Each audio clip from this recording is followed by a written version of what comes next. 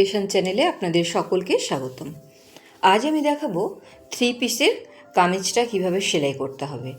অনেক সময় হয় না, পিসের কাপড় সমান সমান না থেকে কামিজের গলাটা রেডি করা থাকে, তখন সেটাকে আমাদের ঠিকভাবে মাপ নিয়ে সেলাই করতে হবে। সেটাকে কিভাবে আমি মাপ নেব এবং কিভাবে সেলাই করব সেটা আমি পরিষ্কার দেখিয়েছি। এখানে আমাদের শুধু গলাটা করা আছে, আর পুটটা মানে সোজাসুজি সেলাই রয়েছে, কোনো ডাউন দেয়নি। শুধু গলাটাকে রেডি করার জন্য পুটটাকে সেলাই করে রেখেছি, কোনো নিয়ম না মেনে। যাই হোক, এখন আমি কিভাবে এটা 3 পিসের জামাটাকে সেলাই করব কিভাবে, সেটি এখন আপনারা দেখুন। প্রথমে আমাকে এই হাতাগুলো খুলে নিতে হবে। যেহেতু এখানে নেটের হাতা, আমি নেটের হাতা রাখবো না। এখানে আমি প্যান্টের কাপড় দিয়ে আমি হাতা কাটিং করে নেব। এখানে আমি হাতাটা খুলে নিয়েছি। আমি শুধু হাতার মধ্যে যে ছোট্ট লেসটা লাগানো আছে সরু মতো, ওইটা নেব। এছাড়া আমি নেটটা লাগাবো না। প্যান্টের কাপড় থেকে প্যান্টের কাপড় অনেকটাই বেশি আছে, তার জন্য আমি হাতার কাপড় ওখান থেকে বেরিয়ে যাবে। যেহেতু এটা স্কাই কালার, আমার হাতাটা যদি প্লেন স্কাই হয় তাহলে কিন্তু কোনো অসুবিধা হবে না। আর ওই নেটের মধ্যে যে প্লেটটা লাগানো, মানে লেসটা লাগানো আছে, ওটাকে যদি আমি স্কাই কালারের কাপড়ের মধ্যে লাগিয়ে দিই হাতার মধ্যে, ওটা দেখতে ভালো লাগবে। তাহলে আমি কি করব, আমার যা চেস্টের মাপ, ওয়েস্টের মাপ, হিপের মাপ, শেস্তের মাপ সব কিছু একই রকম নিয়মে এখানে মাপটা দেব। এখানে একটু দেখে নিচ্ছি আমার এখানে কতটা রয়েছে, এবং সেটাকে তখন আমি ভাঁজ করে নিলাম। ভাঁজ করে নিলে হবে কি, আমার মানে ড্রয়িং করতে সুবিধা হবে। আমি এটাকে ভাঁজ করে নিলাম। এরপরে আমি সুন্দর করে একদম টান টান করে, এটা কিন্তু যেহেতু এটা জোড়া আছে, গলাটা রেডি করা আছে, সেহেতু আমাকে কাপড়টাকে কোথাও যেন ভিতরে এক্সট্রা কাপড় না থাকে সেটা আমাকে খুব নজর করে দেখতে হবে। এরপর আমি পুটটা যা আছে ঠিক আছে, ওটাকে আমি আর কিছু করতে হবে না। আমি শুধু মোহরার মাপটা নিয়েছি, মানে ডাউনটা নিয়ে আমি এখানে চেস্টের মাপ নেব, আর শেস্তের মাপ নিয়েছি। শেস্তের মাপটার কাছে আমি কোমরের মাপ নেব, আর সাইড কাটা যতটা আমার জামার কাটিং সাইড থেকে কাটা রাখবো, সেইখানে আমি হিপের মাপটা নেব। এটা হচ্ছে হিপের মাপ। এরপর আমি কি করব, চেস্টের আমার যা আছে তাকে 4 দিয়ে ভাগ করে তার সঙ্গে 1 যোগ করব। আর কোমরটাকেও আমি আমার কোমরের মাপ যা আছে তাকে 4 দিয়ে ভাগ করে 0.75 যোগ করব। আর হিপের মাপ যা আছে, হিপ যা 4 দিয়ে ভাগ করলে যেটা হবে সেটা, আর তার সঙ্গে 1/2 ইঞ্চি যোগ করতে হবে। এরপরে আমি সুন্দর করে সমান করে আমি সাইডের যে কাপড় মুড়ব সেটাকে সমান করে দাগ দিয়ে, অসমানটা আমি কাটিং করে বাদ দিয়ে দেবো। যেহেতু আমার এটা সেইভাবে শেপ করা নেই, সেহেতু আমাকে অসমান কাপড়টাকে বার করে দিতে হবে। এই ধরনের যে পিসগুলো থাকে খুব সহজেই হয়ে যায়, কারণ গলাটাই তো বেশি ঝামেলা করতে, গলাটা রেডি করা থাকে। আর আমাদের শুধুমাত্র বডিতে আমাদের যেমন আমরা কাপড়ের মধ্যে ড্রয়িং করি মাপের হিসাবটা, সেই একই রকমভাবে আমরা এখানে হিসেব করব।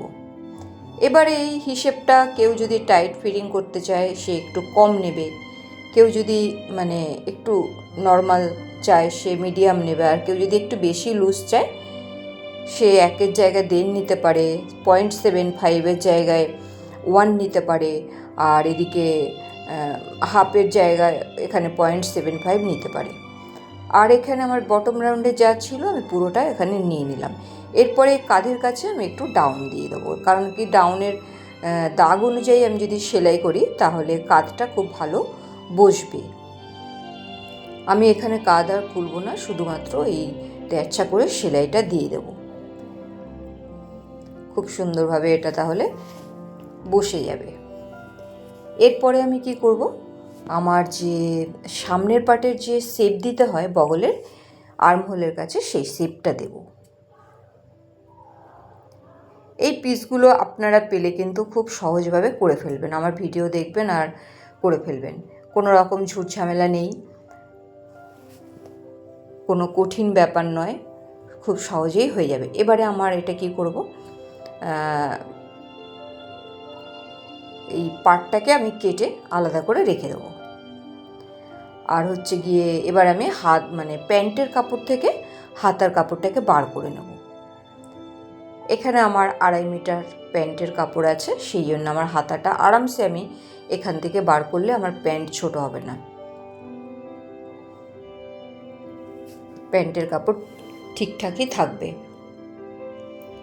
এখানে আমি ওই আর্মহোল আছে আমার 17 ইঞ্চি, সেই অনুযায়ী আমি আর্মহোলের চওড়াটা নিয়ে নিয়েছি। আর এখানে 1 ইঞ্চি প্লেট দিলাম, হাতে সেলাই করব। আর এখানে আমি 17 ইঞ্চি, এই যে এখানে মেপে নিচ্ছি, আমার বগলের যে শেপটা সেটা 17 ইঞ্চি আছে, নিয়ে নিলাম। এরপরে আমি কনুইয়ের কাছে 11 ইঞ্চিতে একটা পয়েন্ট করে আমি 6 ইঞ্চি মুহুরিটাকে রেখেছি। মানে আমার যে কনুইয়ের ঠিক ওপরের যে রাউন্ড সেটা হচ্ছে 6 ইঞ্চি। আর এদিকে আমি 7 ইঞ্চি, 7.5-7.5 মতো হলো। এটা আমি হাতার যে মুহুরিটা আর কি, সেটা আমি একটু বাড়িয়ে করলাম। এটা একটা ডিজাইনের মতন আর কি। আমি মুহুরির দিকে চওড়া রাখবো, গ্লাস হাতা আমি এটা করিনি। এবার কাটিং করে নিলাম।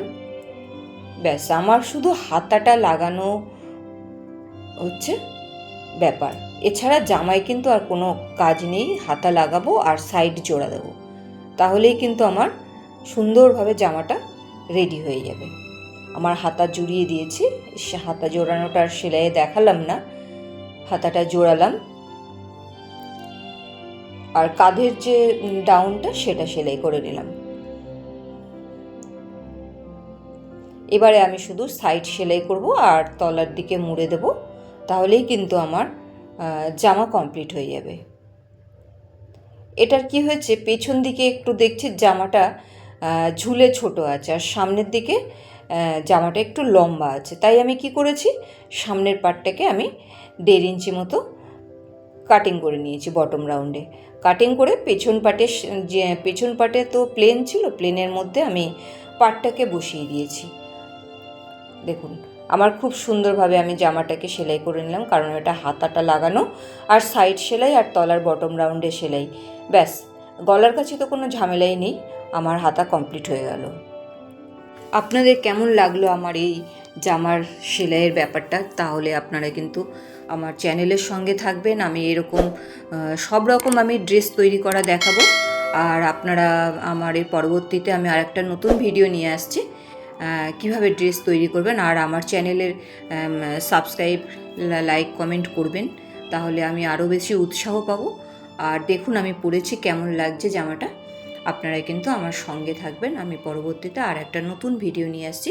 ততক্ষণ আপনারা খুব ভালো থাকবেন। নমস্কার।